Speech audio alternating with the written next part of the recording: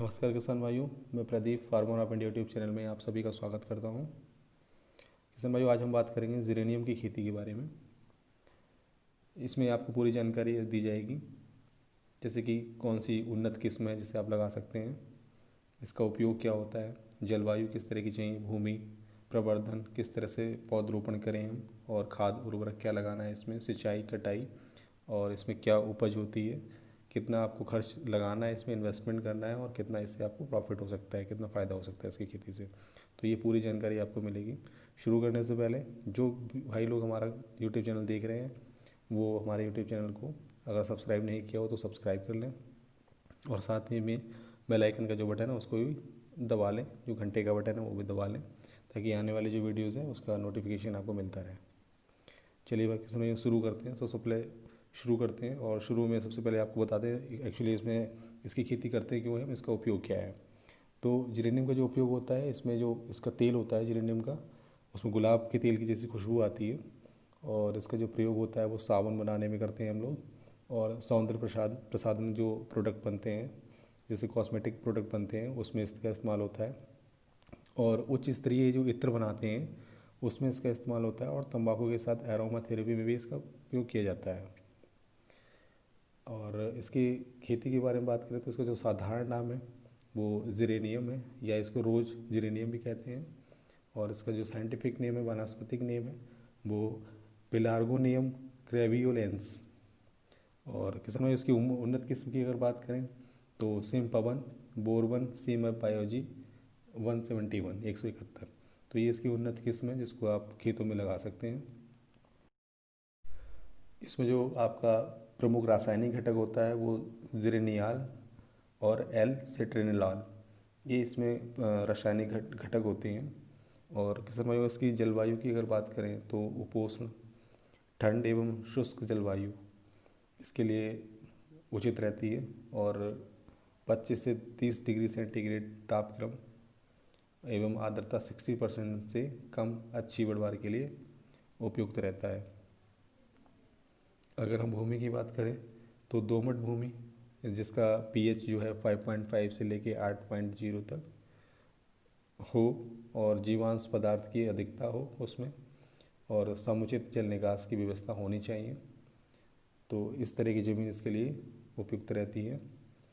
प्रवर्धन की अगर हम बात करें तो 12 से 15 सेंटीमीटर लंबी, रोग मुक्त और 3 से 4 गांठों वाली शाखीय कटिंग से पौधे हम इसको तैयार करते हैं।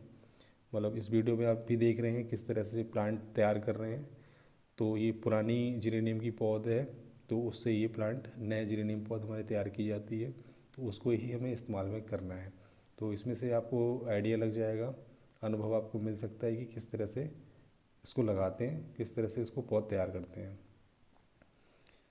और इसमें अगर बात करें पौधरोपण और भूमि की तैयारी, तो खेत जो है लगाने से पहले खेत की अच्छी तैयारी, जुताई कर लेनी चाहिए, और जुताई करने के बाद उसमें जो है सड़ी हुई गोबर इसमें डाल सकते हैं। सड़ी हुई गोबर की जो किसान भाइयों आपको मात्रा रखनी है वो प्रति एकड़ के हिसाब से लगभग 5 टन के आसपास आप रख सकते हैं, और उसको जो है अच्छे से उसमें मिला देते हैं। और इसके बाद जो क्यारियों में जो रोपाई करेंगे वो 50 बाई 50 सेंटीमीटर की दूरी पर हम करनी चाहिए। और ज़िरेनियम जो है उत्तर भारत के मैदानी क्षेत्रों में नवंबर से जनवरी के मध्य लगाते हैं। इसमें अगर बात करते हैं खाद और उर्वरक की, तो 25 किलोग्राम फास्फोरस और 16 किलोग्राम पोटाश प्रति एकड़ के हिसाब से अंतिम जुताई के समय मिला देना चाहिए। और नाइट्रोजन को 3 बार 20 किलोग्राम प्रति एकड़ की दर से 20 से 25 दिन के अंतराल पर डालना चाहिए। और 1 एकड़ में कुल जो है 60 किलोग्राम नाइट्रोजन पड़ती है। सिंचाई की अगर बात करें तो फसल को 5 से 6 सिंचाई की ज़रूरत पड़ती है। और कटाई की बात करें तो 100 से 120 दिन की फसल होने के बाद कटाई करते हैं, और दूसरी कटाई पहली कटाई के 60 से 90 दिनों के बाद करते हैं। ऊपर से 20 से 30 सेंटीमीटर तक केवल हरी जो शाखाएं हैं उनको ही काटना चाहिए, और कटाई के बाद कटे हुए पौधे पर तांबा युक्त फफूंदीनाशक दवाओं का छिड़काव करना चाहिए। तो किसान भाइयों ये जानकारी आपकी हो गई है किस तरह से आप इसको लगा सकते हैं, और किस तरह से इसमें आपको जो है किस तरह की पौध इसमें आपको इस्तेमाल करनी है। और इसमें अगर बात करें किसान भाई, तो आपको जो है 10 से 15 हज़ार प्लांट प्रति एकड़ के हिसाब मतलब लगते हैं प्रति एकड़ में। और सबसे महत्वपूर्ण बात यह है किसान भाइयों इसमें कि जिरेनियम की जो पौध होती है उसको वर्षा ऋतु में किस तरह से बचाना है हमें, तो उसके लिए कुछ इम्पॉर्टेंट चीज़ें मैं आपको बता रहा हूँ जो कि काफ़ी महत्वपूर्ण है। तो वर्षा ऋतु में जो मात्र पौधों को खुले वातावरण में तैयार करने का जो समय है वो बताता हूँ आपको। तो वो रहेगा आपका मध्य मार्च के आसपास। जो बनाए जाने वाले नए पौधे इस कार्य हेतु सर्वोत्तम रहते हैं और इन पौधों में अतिवृद्धि नहीं होती है। और दूसरी अगर हम बात करें तो इसको जो है पौध पौध सामग्री लगाने के लिए जो है विशेष प्रकार की मृदा का चुनाव करना चाहिए हमें। जैसे कि इसमें बलुई दोमट मृदा ही उपयुक्त रहती है, जिसमें बालू की मात्रा 80 से 85% तक, और सिल्ट जो है वो 6 से 15% तक, और क्ले 5 से 10% तक, तथा उर्वरा शक्ति अच्छी ना हो तथा पीएच सामान्य के आसपास हो, और मृदा में कार्बनिक पदार्थों की मात्रा बहुत कम या ना के बराबर हो। तो इस तरह की जो है मृदा हमें इस्तेमाल करनी है इसमें।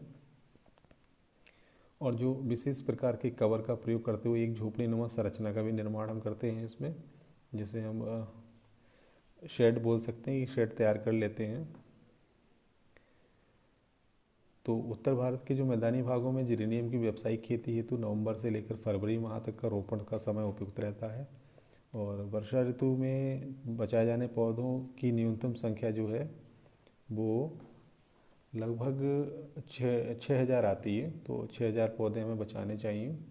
और इतने पौधों के लिए जो शेड का क्षेत्रफल रहता है वो 65 वर्ग मीटर में पॉली बैग के लिए होना चाहिए। और जो शेड जो बनाएंगे हम, तो उसकी जो मध्य ऊंचाई 3 से 4 मीटर रखते हैं, और लंबाई एवं चौड़ाई पौधों की जो है ज़रूरत के हिसाब से जितनी में पौध तैयार करनी है उसके हिसाब से रख सकते हैं। और किनारों पर जो ऊंचाई उसकी रखते हैं वो 1 से 1.5 मीटर रखना ठीक रहता है, जिससे शेड में क्या है हवा का संचार आसानी से होता है। और शेड एंगल आयरन या स्थानीय स्तर पर अपना जो भी उपलब्ध है सामान आपके पास में, जैसे बांस हो गया इत्यादि से भी हम बना सकते हैं।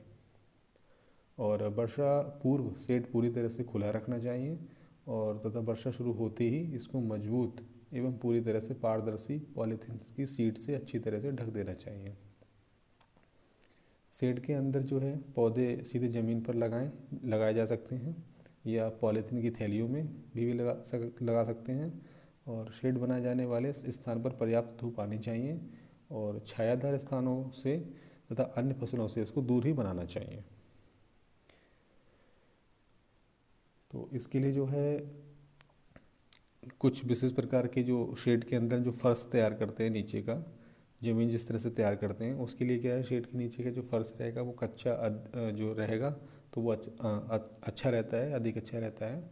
लेकिन उस मृदा से पहले से कोई भी भूमि जनित बीमारियों की संभावना है तो पौधे लगाने या रखने से पहले उपयुक्त उपचार कर लेना चाहिए। पौधे लगाने वाले स्थान को अन्य क्षेत्र से जो है 40 से 60 सेंटीमीटर ऊंचा रखना चाहिए, जिससे वर्षा के दौरान पानी ना पहुंच पाए। और अगर फर्श कच्चा है एवं पॉलीथीन की थैलियों में तैयार पौधों को रखा गया है तो पौधों के नीचे मोटी एवं काले रंग की पॉलीथीन सीट बिछा देनी चाहिए, जिससे पौधों की जड़ों की बढ़वार सीमित रहे। और इस कार्य से जो है सितंबर में पौधों को ज़मीन में स्थानांतरित करते समय कोई क्षति नहीं होती है, और मरने की संभावना जो रहती है वो ख़त्म हो जाती है।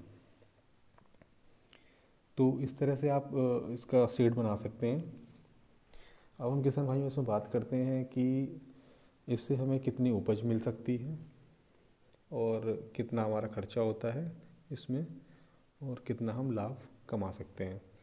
तो उपज की अगर बात करें तो इससे जो है आपको लगभग प्रति एकड़ 12 से 15 किलोग्राम तेल हमें मिलता है। और तेल का वैसे रेट की बात करें किसान भाइयों तो औसतन जो है 10,000 रुपये 10 या 12,000 रुपये प्रति लीटर के हिसाब से, प्रति किलो के हिसाब से इसका तेल बिकता है। तो उसके और वैसे अगर बात करें तो किसान भाइयों इसका तेल इससे ज़्यादा का भी बिक सकता है, लेकिन औसतन अगर बात करें तो इतने का बिक जाता है। तो अगर हम बात करें इनकम की, तो इसमें जो है आपका लगभग 1,30,000 रुपये साल का आपका बच जाता है इसमें से। और व्यय की अगर बात करें, जो आय जो आपका व्यय होगा, खर्चा होगा, तो वो आपका 35 से 40 हज़ार रुपये तक इसमें खर्चा हो सकता है खेती में प्रति एकड़। और इसकी मार्केटिंग की बात करें, सबसे इम्पोर्टेंट चीज़ तो ये है किसान भाइयों की खेती करने के बाद इसको बेचें कहाँ। तो मार्केटिंग के लिए मैं आपको, जैसे मंडी है तो कुछ मंडीज़ वगैरह हैं, हर्बल की मंडीज़ होती हैं, वहाँ पर जाके संपर्क कर सकते हैं। इसमें जैसे नीमच मंडी हो गया आपका मध्य प्रदेश में, अमृतसर है पंजाब में, खारी बावली है दिल्ली में, पंचकुला हरियाणा में, सीतामढ़ी बिहार में। इस तरह से और भी मंडीज़ हैं। और ऑनलाइन भी इसकी भी लिस्टिंग कर सकते हैं आप, ये www.echirak.in पर, और इसके अलावा इंडिया मार्ट पर। और एक एप्लीकेशन है हर्बिकल ऐप है, उस पर भी आप अपनी प्रोडक्ट की लिस्टिंग कर सकते हैं। और अपनी कोई नियर बाई पास में आप कोई जो कॉस्मेटिक प्रोडक्ट बनाते हैं उन कंपनी से भी बात कर सकते हैं, उनको भी अपना इसका तेल सप्लाई कर सकते हैं। इसके अलावा जो लोग ट्रेडिंग करते हैं, जो लोग आप किसानों से लेके वो आगे कंपनी को प्रोवाइड कराते हैं, तो आप उन लोगों से भी संपर्क कर सकते हैं, वो भी आपसे ख़रीद के और आपको पेमेंट कर देते हैं। और किसी प्रकार की अगर ट्रेनिंग की ज़रूरत पड़ती है आपको, तो central institute of medicinal and aromatic plants, जिसे CSIR भी बोलते हैं, तो वहाँ पर भी संपर्क कर सकते हैं। और कुछ औषधि जो सगंध वाली खेती होती हैं, तो उन पे सब्सिडी भी हमें सरकार की तरफ से मिलती है।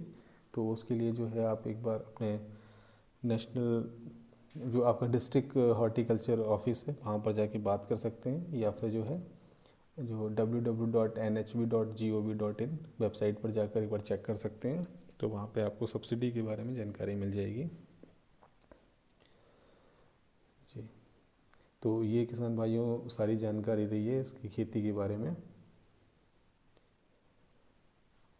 आशा करता हूँ कि आपको जानकारी अच्छी लगी होगी। किसान भाइयों सपोर्ट करते रहिए, और ये वीडियो और किसान भाइयों के साथ शेयर करिए। धन्यवाद।